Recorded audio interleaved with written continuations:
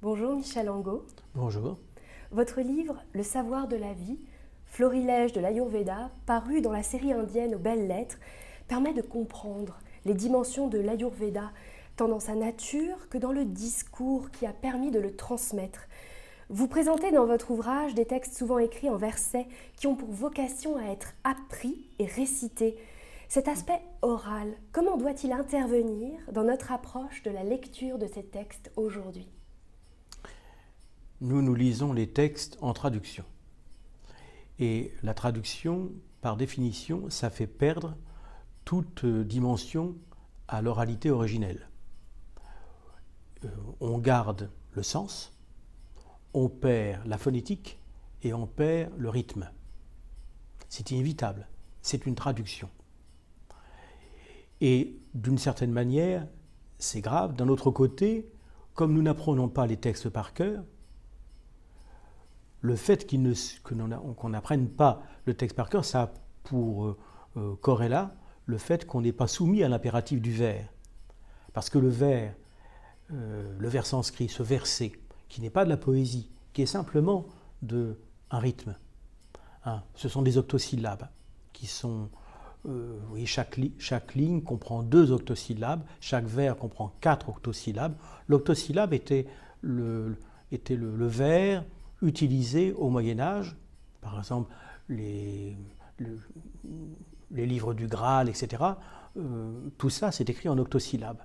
C'est facile à parler en octosyllabes.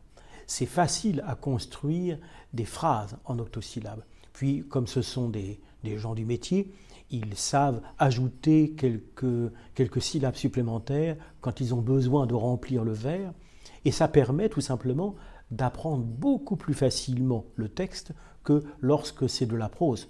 Lorsque c'est de la prose, apprendre un texte en prose, vous n'avez qu'à essayer, c'est beaucoup plus difficile que d'apprendre un texte en vers. Donc la fonction du vers, elle était liée à l'oralité de la transmission. Et aujourd'hui, cette oralité de la transmission étant presque entièrement terminée, même en Inde, ils sont passés aux livres et à l'écrit, et les livres, eh bien, ils les lisent à voix basse, ils ne les lisent pas à voix haute dorénavant. Nous n'oublions pas que jusqu'au XVIIIe siècle, lire, c'est dire. Lire, c'est dire. Dire, c'était premier. Et il y avait le texte. Les textes qui ont commencé à être écrits dans le 2e millénaire. Mais originellement, donc à l'époque de la Charaka Samhita, il n'y a pas de livre, il n'y a pas de manuscrit, il n'y a que de l'oralité. Et c'est très important, cette oralité, parce que ça dicte la manière, évidemment, dont le texte est transmis et dont aussi le texte est composé, parce qu'il est composé pour être transmis oralement. Il n'y a pas d'objet, de Charaka Samhita. Au moment où cette Charaka Samhita, ou la Sushruta, ou les autres, ça n'existe pas. Il y a quelqu'un. Si vous voulez avoir accès au texte, vous devez avoir accès à la personne. Et la personne veut ou ne veut pas réciter. Elle vous juge digne ou pas d'entendre le texte. Donc, il y a un rapport interpersonnel. Ce n'est pas parce que vous voulez faire des études d'Ayurveda que vous allez à la bibliothèque. Il n'y a pas de bibliothèque. Dans les monastères, bouddhistes ou autres, on connaît les monastères bouddhiques, eh bien, dans les monastères, il n'y a pas de pièce qui soit une bibliothèque. Il n'y a pas non plus un meuble. Il y a des hommes. Et ces hommes connaissent les textes par cœur. Et lorsque les moines chinois viennent en Inde pour justement prendre des manuscrits, ils ont toutes les peines du monde à trouver des manuscrits ou à faire réciter. Parce que le moine, on ne lui dit pas « bon, maintenant vous récitez ». Non, le moine, il va réciter quand il va être prêt, quand il va vous juger digne, quand il va juger que c'est le bon temps. Alors, vous voyez, la manière dont le texte, la Charaka Samhita, les anciens, la manière dont ces textes sont composés est intimement liée à l'oralité de cette tradition, au fait que quelqu'un va dire le texte à un autre qui va l'apprendre par cœur, et cette personne va elle-même faire le même travail pour la génération. Donc une transmission et en même temps, vous devinez, un enrichissement. Parce qu'on transmet et on ajoute, on transmet et on modifie, on transmet et on oublie. Non, je n'en veux pas. Hop, donc je le remplace par un autre vers, j'ajoute un petit A, ou j'ajoute un petit mot, ou je change de mot. Et donc il y a une histoire de la transmission. La transmission des textes, c'est aussi une correction.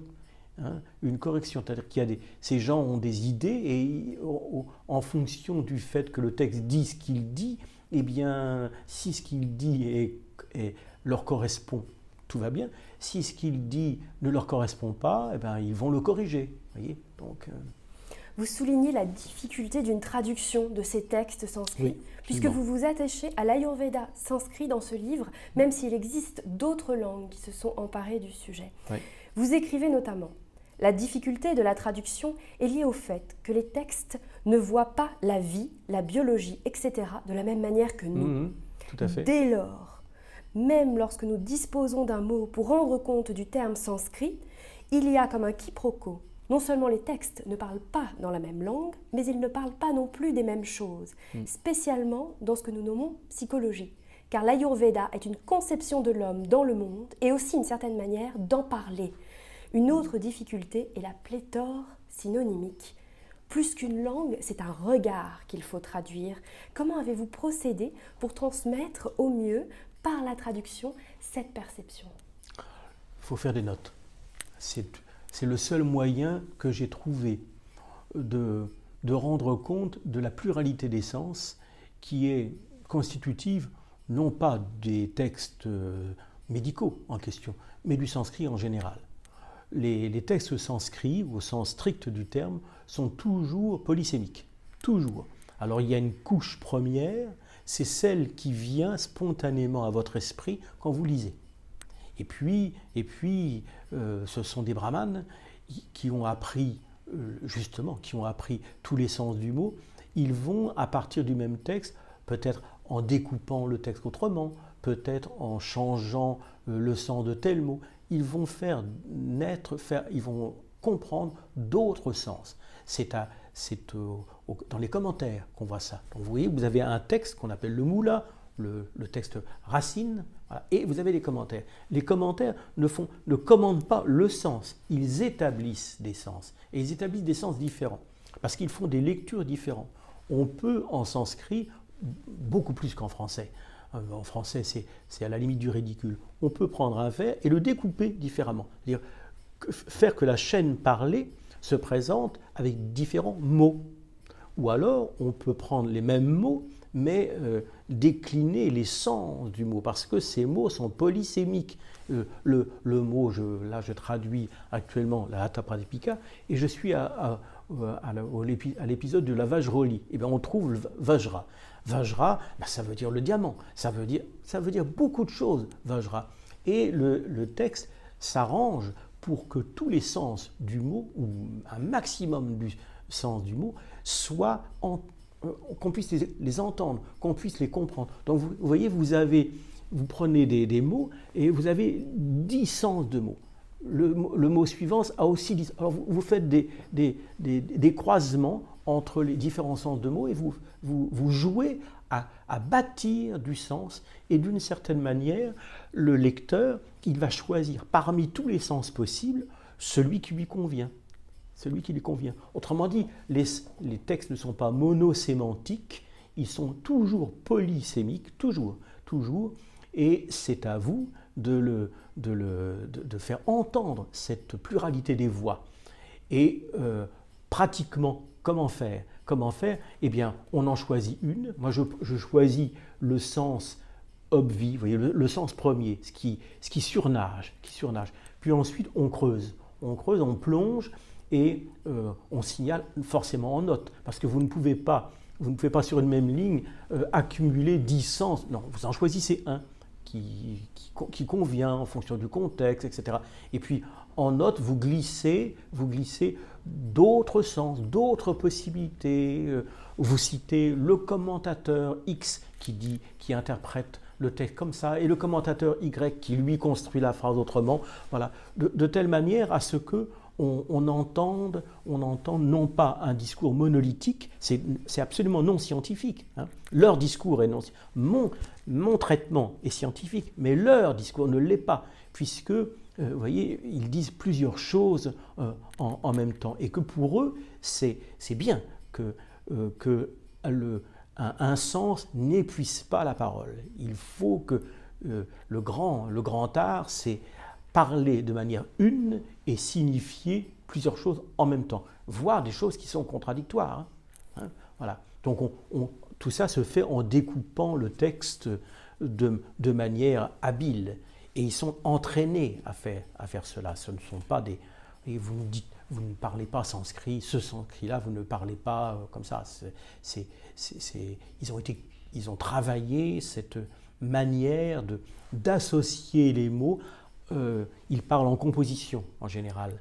Et en composition, il n'y a pas de désinence, vous voyez, entre les mots. Hein, le sanskrit est comme le latin, le grec, une langue à désinence, mais quand on fait un composé, ben, il n'y a pas de désinence, comme en français, une grand-mère. On ne dit pas une grande-mère, c'est autre chose qu'une grand-mère. Donc vous voyez, vous pouvez faire des composés, mais des composés à 2, 3, 4, 6, 10 membres, sans désinence.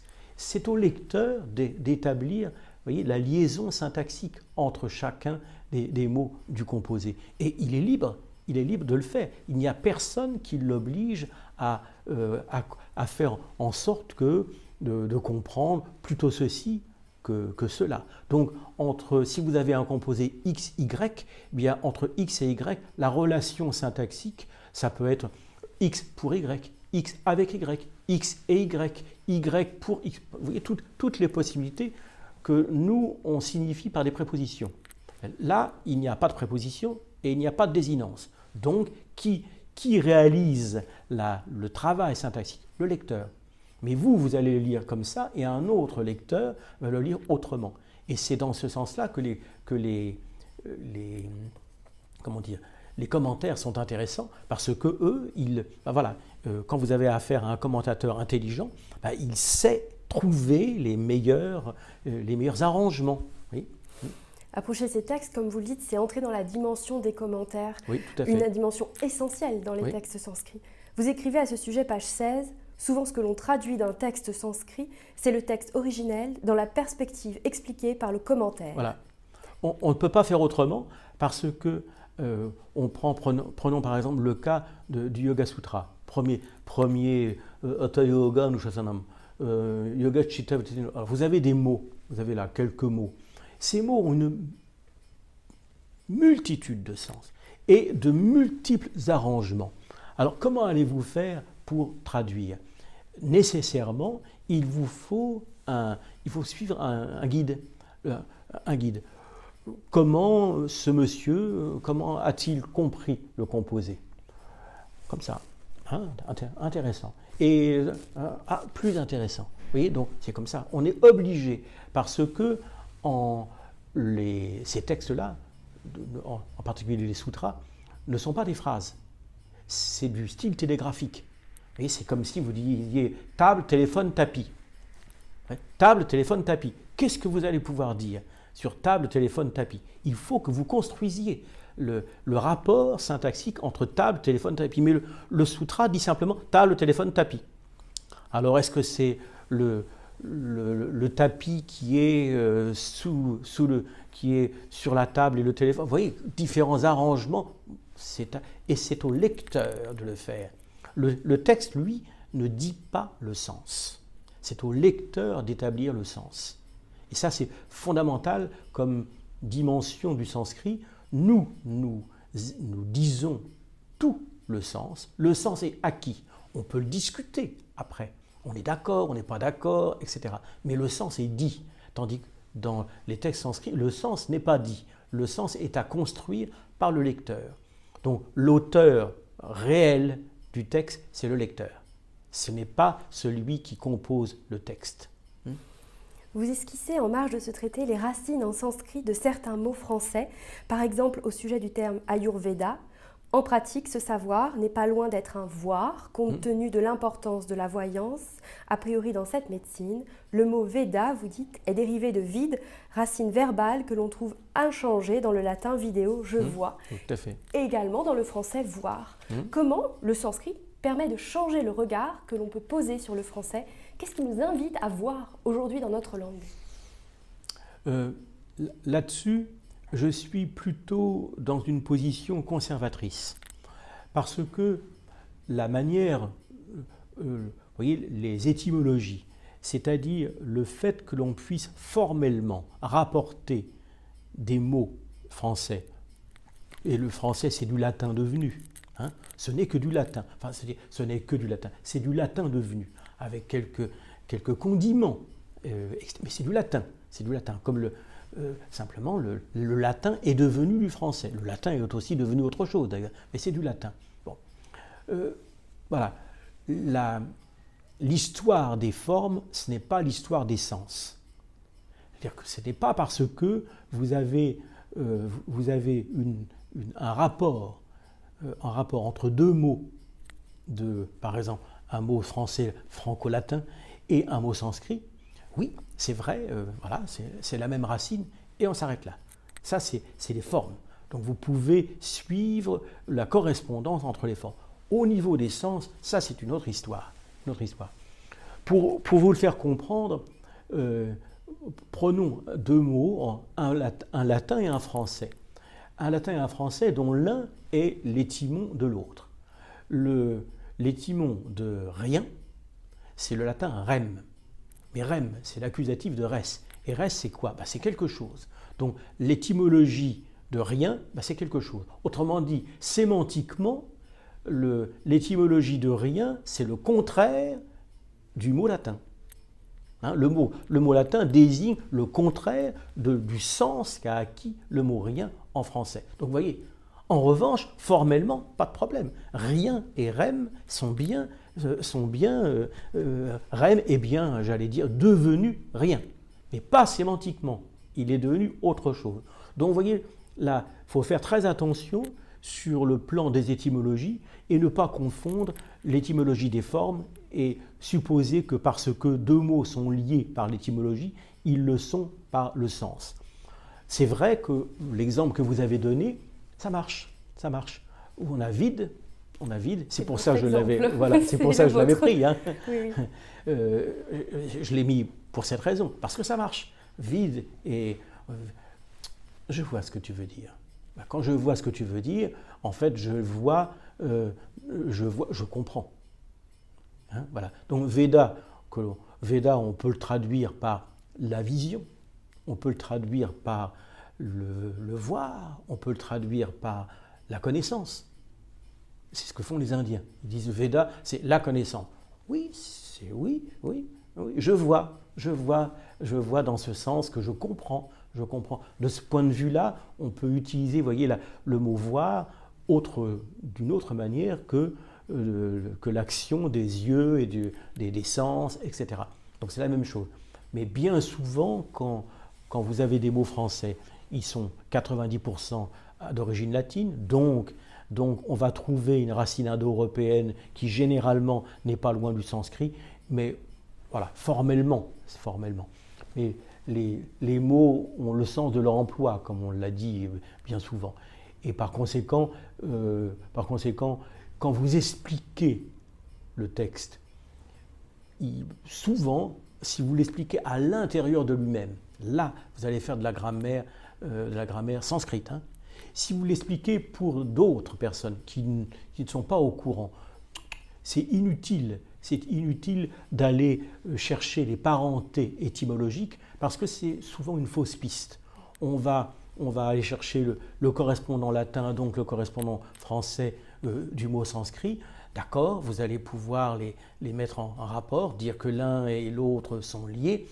Et qu'est-ce que vous allez faire? Vous allez faire le travail à l'envers sémantiquement. Vous allez dire que puisqu'en français, ce mot a ce sens, par conséquent, en sanskrit, ça ne doit pas être loin, et c'est là qu'on fait l'erreur. Donc, je ne nourris pas, sauf dans des cas spécifiques, lorsque ça marche. comme l'exemple qu'on a pris tout à l'heure, je ne nourris pas beaucoup je ne cherche pas à établir ces parentés. Une langue, c'est un ensemble. Et les mots n'ont pas de sens. Ils ont un emploi dans une culture, dans un moment donné, dans un milieu donné. Vous ne pouvez pas isoler le sens d'un mot. Le suspendre hors du temps, voyez, comme si le sens de ce mot était gravé dans le marbre. C'est pas du tout comme ça que ça se passe. Les linguistes savent très bien que les mots changent de sens, voilà, hein, et ils changent de forme, ils évoluent, sauf en sanskrit, ça n'évolue pas le sanskrit, ou très peu. Et en revanche, au niveau du sens, oui. Vous voyez, les mots sanscrits ont été chargés. Vous voyez, plus le temps passe, plus les mêmes mots, on ajoute des sens nouveaux aux mots anciens.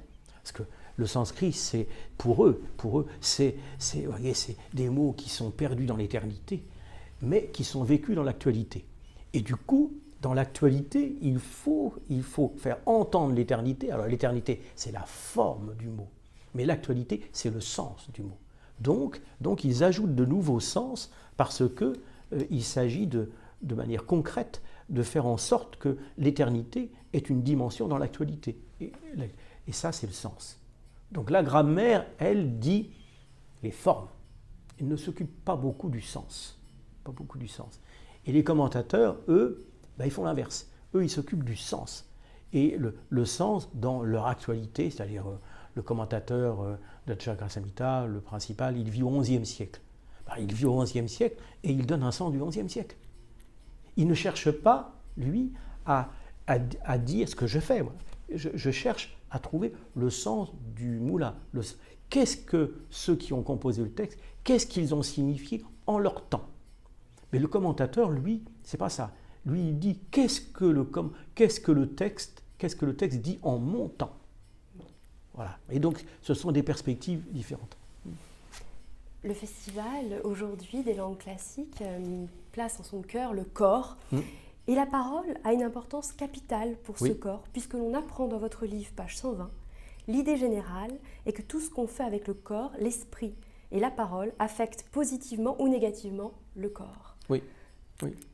Alors, ils ont un classement tripartite de la personne humaine.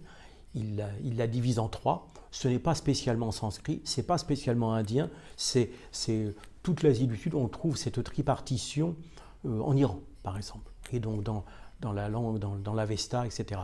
Mais elle est particulièrement, on la trouve, mais elle est particulièrement vivante dans le monde sanskrit. Bien entendu, comme vous êtes dans le monde sanskrit et brahmanique, c'est classé. Il y a une hiérarchie des trois. Les trois ne sont pas à égalité. Il y a, évidemment, vous êtes chez des brahmanes dont le plus élevé, c'est la parole. Le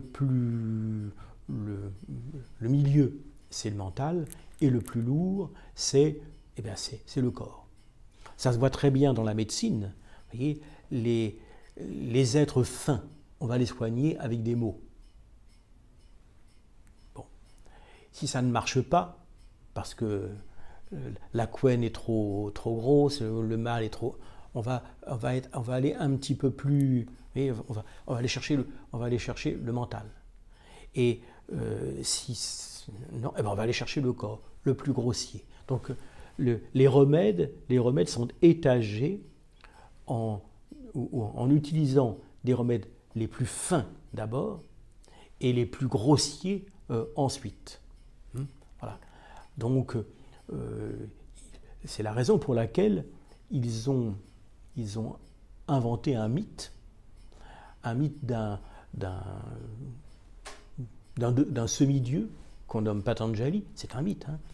Et ce Patanjali est responsable de la médecine de la parole. Donc la médecine de la parole, c'est la grammaire, c'est le Mahabhashya de Patanjali.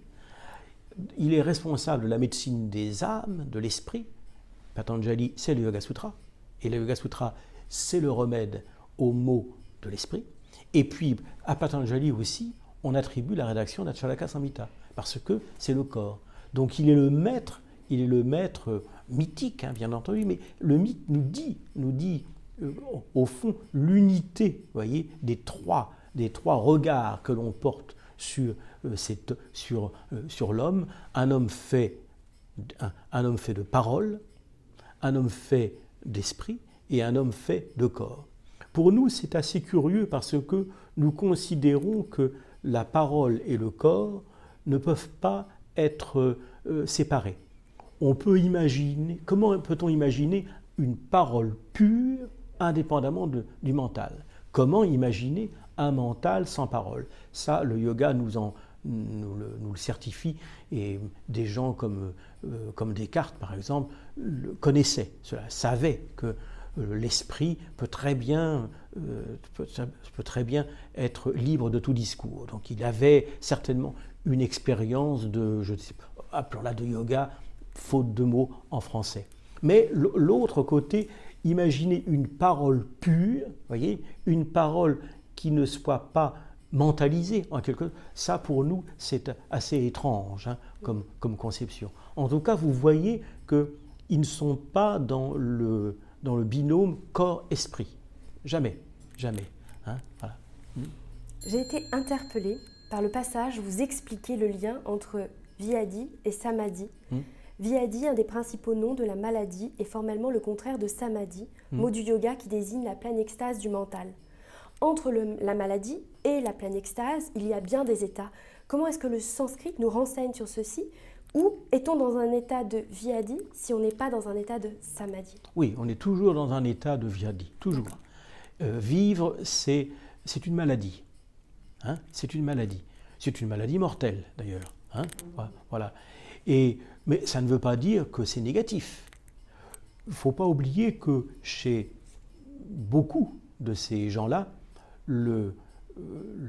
l'objectif final, ce n'est pas de vivre longtemps, c'est de se débarrasser du corps et de ne plus y revenir. Parce que se débarrasser du corps, c'est facile. Mais vous voyez, si vous sortez par la porte et que le corps revient par la fenêtre, c'est raté.